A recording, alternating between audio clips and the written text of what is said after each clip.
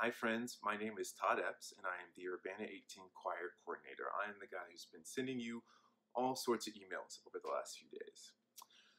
When we come together in St. Louis next week and have 400 plus voices singing together in harmony, it's going to sound cool no matter what, to have that many voices singing together. But we were inspired to have this choir because of the imagery in Revelation 7. When John looks and sees the great multitude of people from every nation clothed in white standing before the throne of God, crying out in praise, salvation and glory and power belongs to our King who sits upon the throne. It is an awe-inspiring moment. It's powerful. So we're hoping that our mass choir can give people a glimpse of that scene. And that more than just sounding cool, that our worship would actually lead people into that moment of awe at the majesty of our King, of the Lamb who was slain and now sits upon the throne. We long for people to be moved to joyfully and passionately praise the Lord during our time of worship together. Now, most of that is dependent on the work of the Holy Spirit, right? But God has also gifted us with musical talent and insight in how to make the most of our gifts for His glory. So I'm going to share a few musical things to be thinking about as we sing, starting with the song God is Great. As we sing the song, we are preaching, essentially. We are declaring who God is. The greatness of the Lord is inconceivable. The love that He shows is unconditional. The power of the Lord is unbeatable. Great is the God we serve. If we're going to sing these words, we have to sing them with energy and authority and confidence. And there's some specific things that we can pay attention to as we sing that will help communicate that energy and confidence. So I'm going to share some of those things right now. So first is emphasis. When you emphasize certain words or syllables and back off just a little bit on others, it creates energy and dynamics as you sing. So for example, you could sing, "The greatness of the Lord is inconceivable." And that sounds okay, but when you give a little oomph to words like greatness and Lord and inconceivable, it makes it a little more interesting and engaging. So we're going to sing it like this. The greatness of the Lord is inconceivable. The love that He shows is unconditional. You notice when we sing greatness and Lord, it's almost like there's a really fast crescendo there. You're pushing the sound out and then bringing it back a little bit. And at the end of each phrase of the verse 2, we are going to crescendo, which just means get louder if you're not that familiar with musical terms. We're going to crescendo on the last syllable of each line and sing with the vibrato. So it'll sound like this. The greatness of the Lord is inconceivable. Just like that. We can also add emphasis by putting in some separation. So when we sing, "Great is the God we serve," there's going to be some separation between God and we and serve. So it's not like you're adding a breath there. It's not "Great is the God we serve." No, because that sounds weird. It's just going to be a little bit of separation to kind of emphasize those words.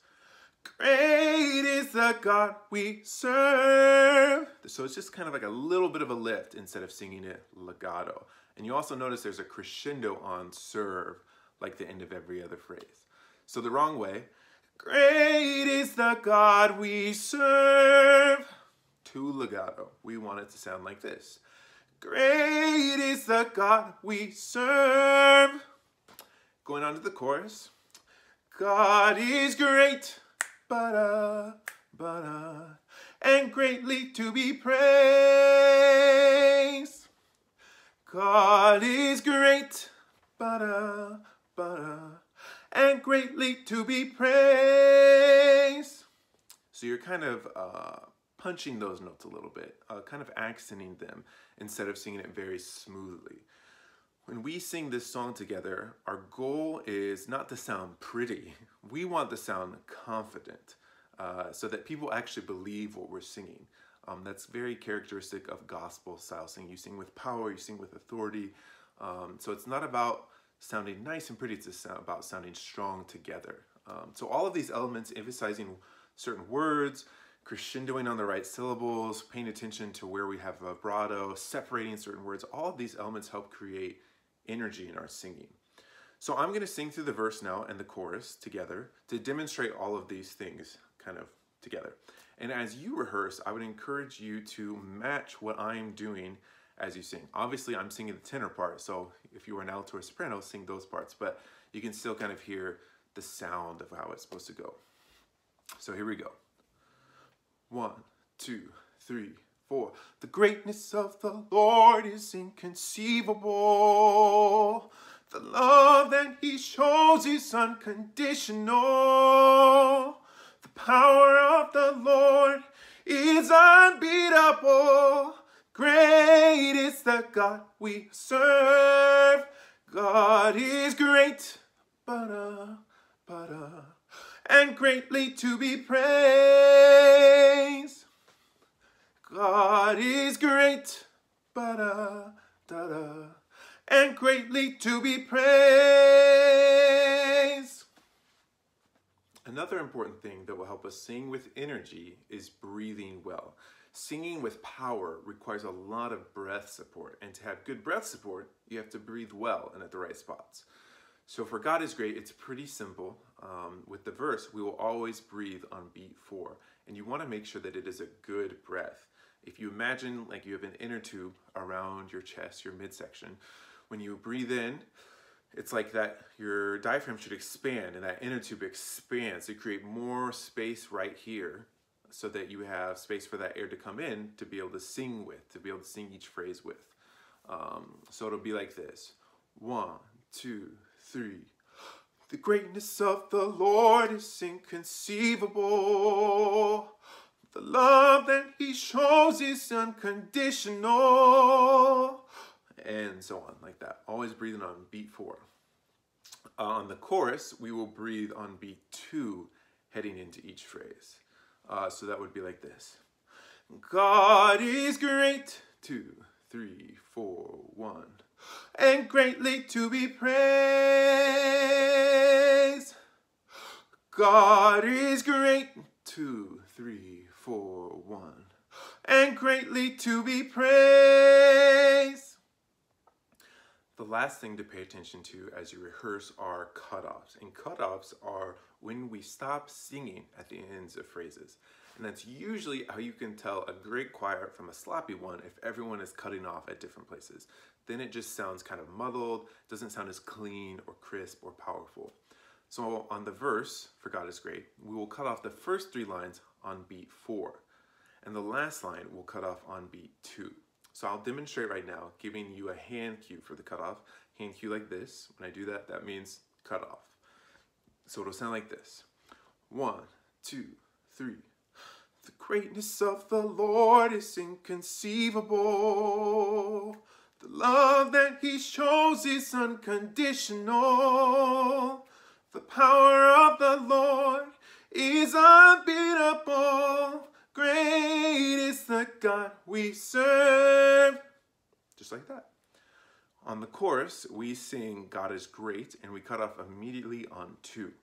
And when we sing that, you don't want to cut it off too quickly. God is great, because then people might not be sure what we're actually saying. You still sing great for the full beat. You just cut it off on 2. God is great, like that. And then when we sing greatly to be praised, we hold praised out for 4 counts, cut off on 1. And greatly to be praised. So together it sounds like this. God is great, and greatly to be praised. Cut off on 1. So as you practice these things on your own, and when you come together, pay attention to all these things, giving emphasis through crescendos and separation, breathing at the right places, cutting off at the right places. If we can do these things well together, friends, we're going to rock it. It's going to sound so good. And I just want you to know, like, we're not striving for perfection here. A lot of these things will be easier to hear when we're together, and you can understand them easier when we're all singing as a group. So if you're struggling a little bit now, you're a little nervous, that's okay. You're practicing, that's what this is for, and we'll have time to practice together. But you can still try it out now and be thinking about these things so that when we come together, you're ready to rehearse and you're already thinking of these things. So yeah, if you have any questions on these things, let me know. Otherwise, happy practicing, and I will see you all next week.